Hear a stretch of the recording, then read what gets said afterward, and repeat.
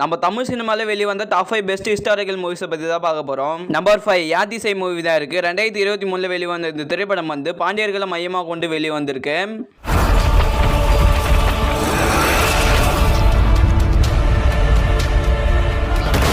Number 4 23ஆம் Pulikesi movie தான் இருக்குது. 2006 வெளிவந்த இந்த திரைப்படம் வந்து வடிவேல் ஆக்டிங்கில் சிம்புதேவ் டைரக்ஷனில் ஹிஸ்டாரிக்கல் அண்ட் காமெடி மூவினே சொல்லலாம். நம்பர் 3 பொன்னியின் செல்வன் மூவி தான் இருக்குது. 2022 வெளிவந்த இந்த திரைப்படம் வந்து மணிரத்னம் டைரக்ஷனில் சோழர்களை மையமாக கொண்டு வெளிவந்திருக்கு.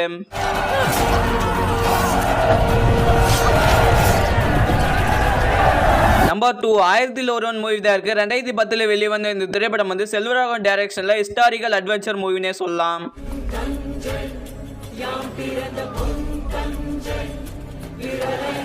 நம்பர் 1 கர்ணன் மூவி தான் இருக்குது. 1964 வெளிவந்த திரைப்படம் வந்து சிவாஜி கணேசன் ஆக்டிங்கில்